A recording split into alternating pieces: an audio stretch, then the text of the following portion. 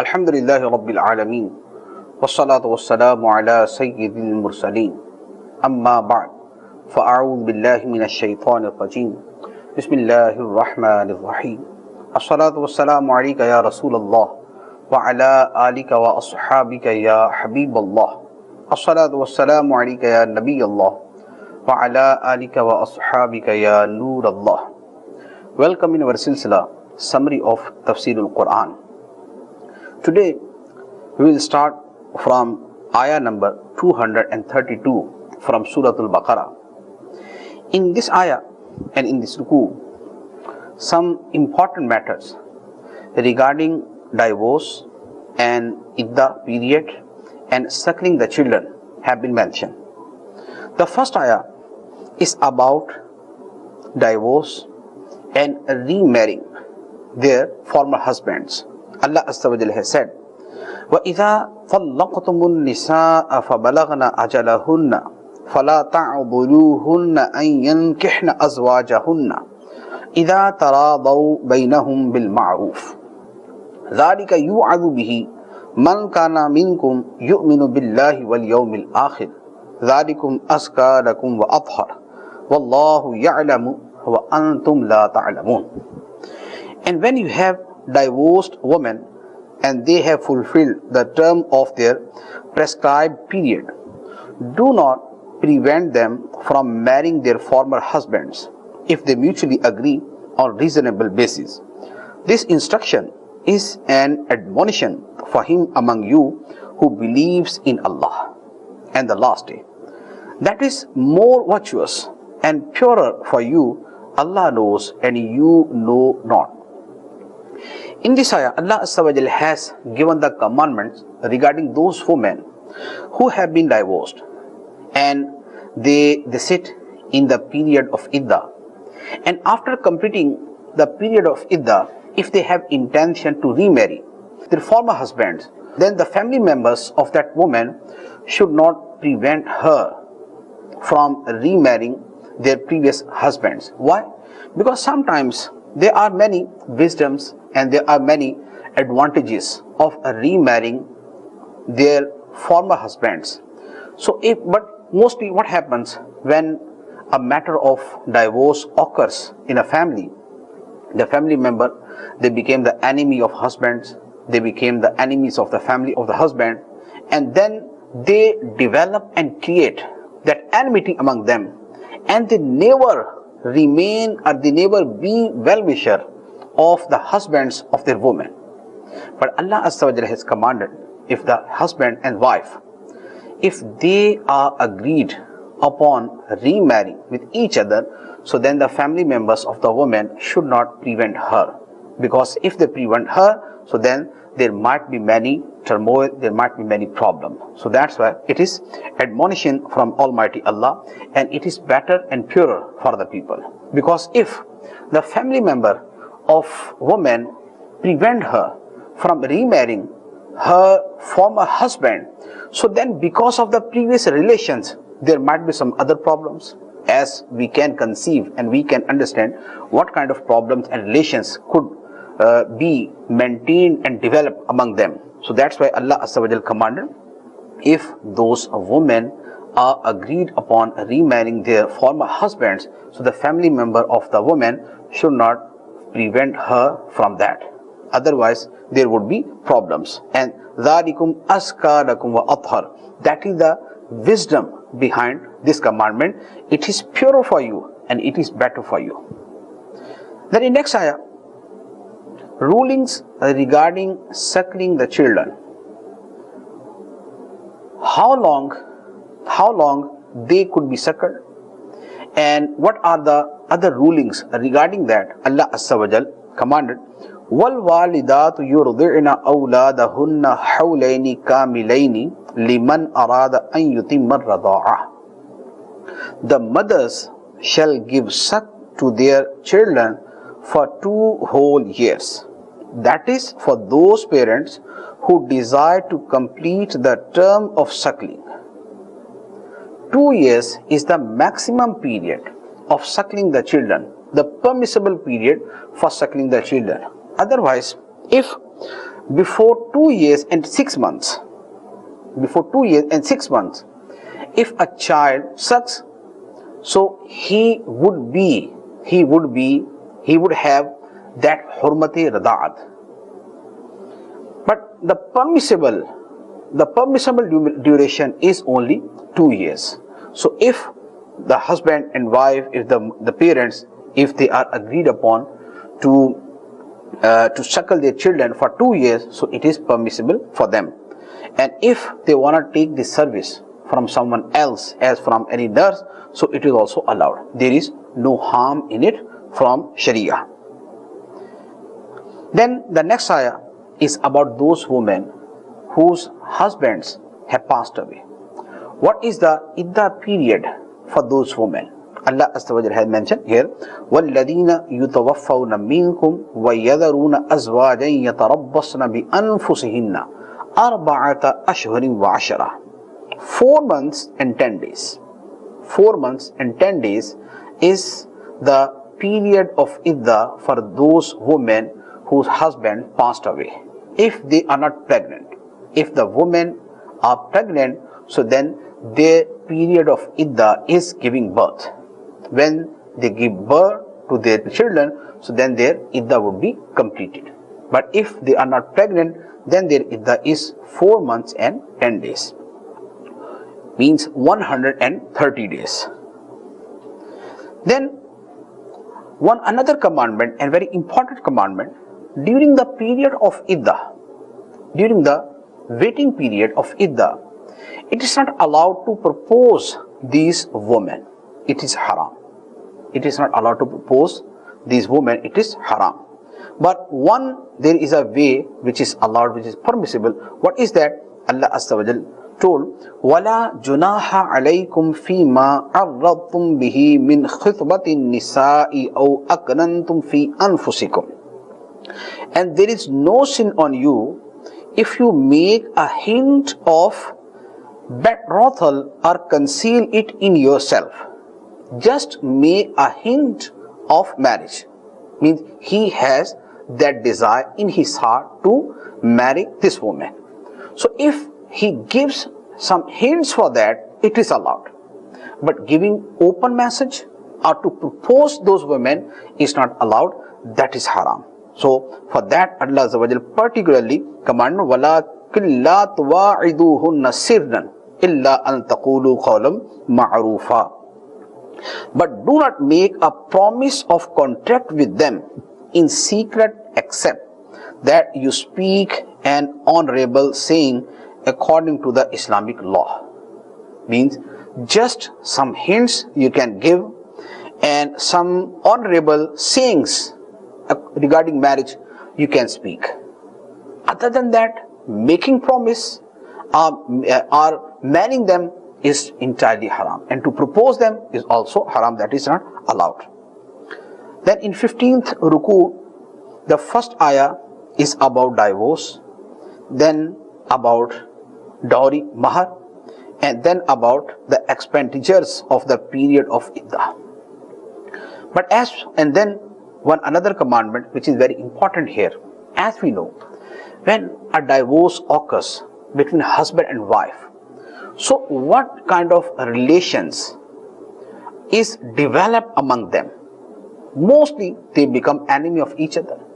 They raise questions and they objected upon each other, and they say very harsh words regarding each other. That is a very common practice. But Allah Azza wa Jalla has commanded us here that it should never happen. It should never happen, and you should be polite, you should be kind, you should be bountiful for each other. So first commandment is about mahar. Allah Azza wa Jalla has said, وَإِن طَلَّقْتُمُوهُنَّ مِن قَبْلِ أَن تَمَسُّوهُنَّ وَقَدْ فَرَضْتُمْ لَهُنَّ فَرِيضَةً فَنِصْفُ مَا فَرَضْتُمْ إِلَّا أَن يَعْفُونَ أَوْ يَعْفُوَ الَّذِي بِيَدِهِ عُقْدَةُ النِّكَاحِ. And if you divorce them before you have touched them, and you have appointed unto them the mahar, bridal money given by the husband to his wife at the time of marriage, then pay half of that mahar. then pay half of that mahar. Means someone has married a woman and he determined a particular amount of mahar, and then before coming close to her in privacy, he has given divorce to her. So then what would be the ruling regarding mahar? So half of the determined mahar, what they have determined, what they have decided, so the husband has to pay half of that mahar. For example, if the mahar was $1,000, so then in this case $500 would be given to wife.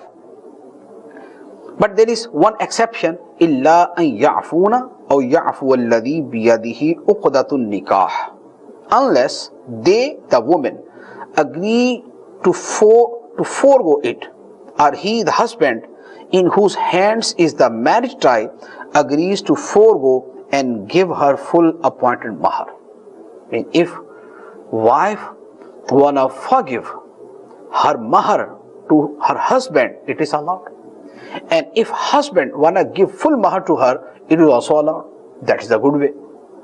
Then Allah Subhanahu commanded, وَأَن تَعْفُوا أَقْرَبُ لِلتَّقْوَى وَأَن تَعْفُوا أَقْرَبُ لِلتَّقْوَى.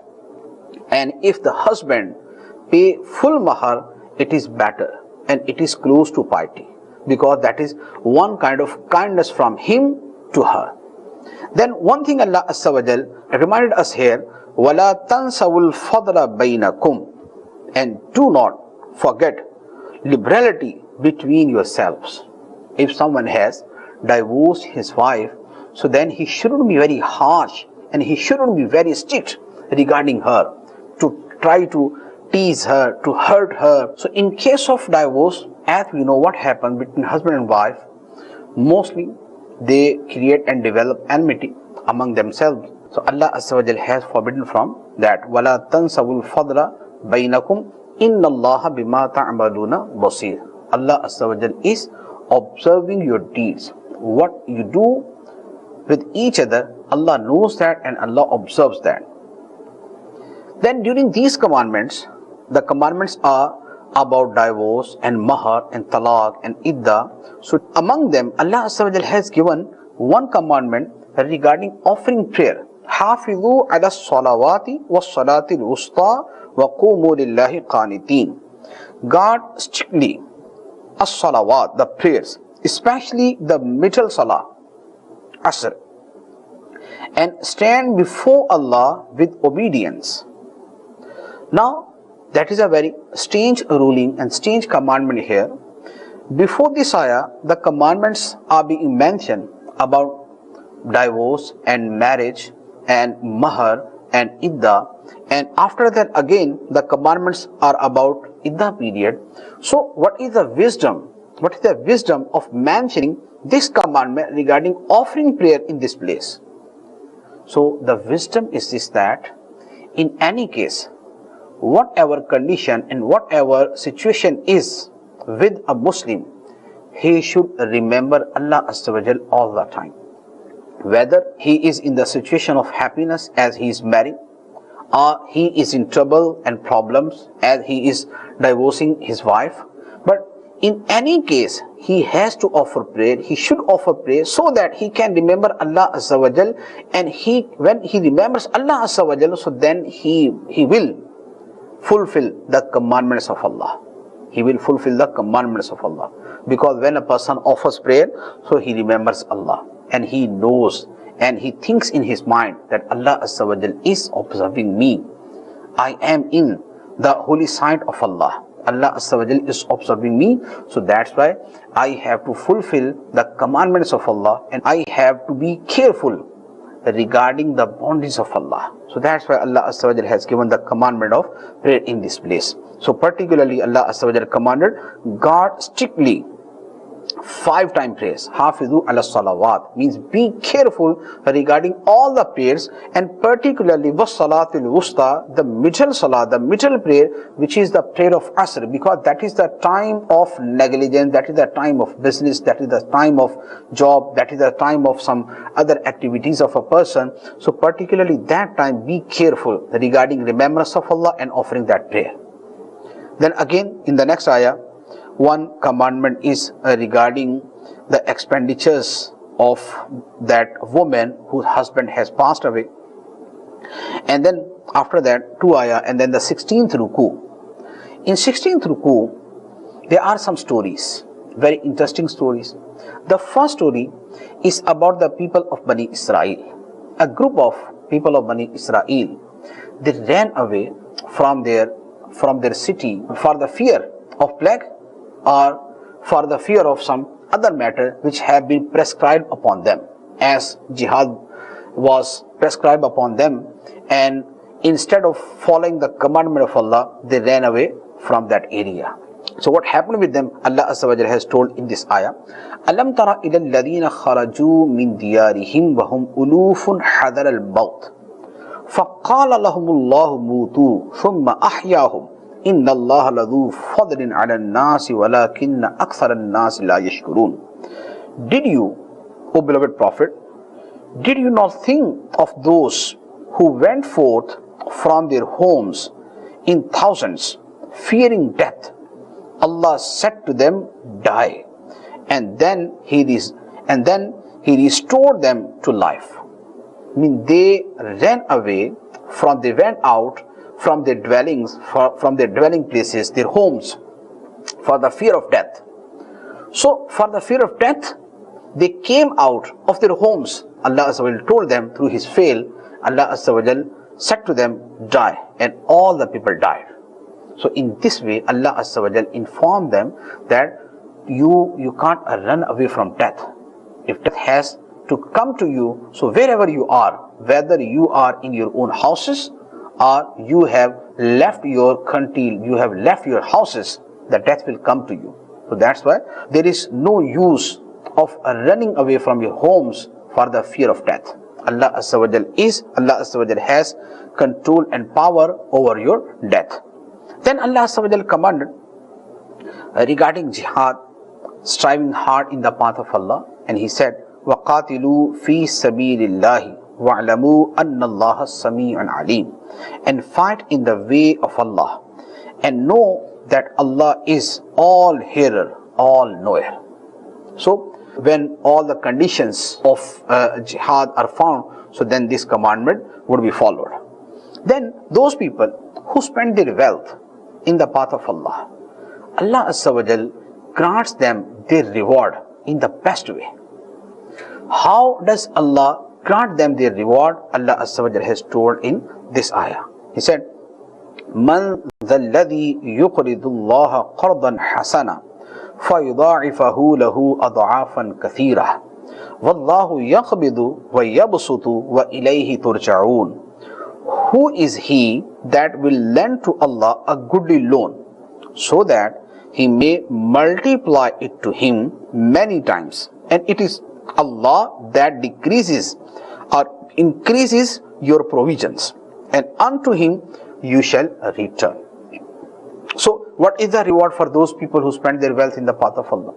First of all, Allah Azza wa Jal mentions their charity, their giving in the path of Allah, their spending in the path of Allah as a goodly loan to Allah, as they are given loan to Allah Azza wa Jal.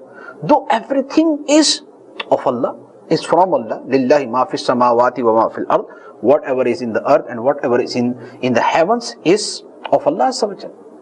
Lillahi mulku samawati wal ard. Qul Allahumma malikal mulki tu'til mulka man tasha wa tanzi'ul mulka mimman tasha. So everything is from Allah Azza wa Jal. That is the creation of Allah Azza wa Jal. Allah Azza wa Jal is the owner of everything. But despite that, Allah Azza wa Jal terms that charity as goodly loan to Almighty Allah. That is the bounty of Allah over us and over His mankind.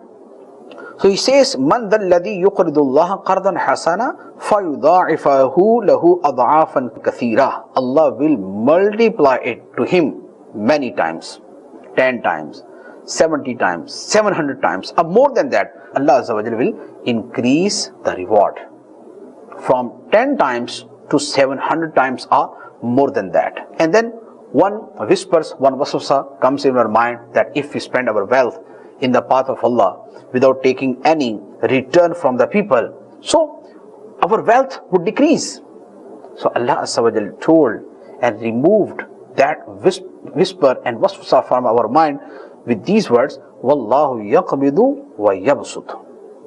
Never be fearful in that money which you spend in the path of Allah, and never think that your money will be decreased and your wealth will be decreased in spending in the path of Allah. Allah Azza wa Jal is sustainer. He increases the provision and He decreases the provision. Whosoever will spend in His path, Allah Azza wa Jal will increase His provision. Almighty Allah will increase His wealth. So, because He is the owner and He will increase for you, وَإِلَيْهِ تُرْجَعُونَ, and at least it is confirmed that you have to return to Allah, and then Allah Azza wa Jal will give you reward. If you are not granted any reward in this world, then at least on the day of judgment, Allah Azza wa Jal will return you your reward on the day of judgment. May Allah grant us tawfiq to understand the Holy Quran, and may Allah grant us tawfiq to act upon the commandments of Allah. Ameen. Bi jahin Nabil Ameen. Sallallahu alayhi wa sallam.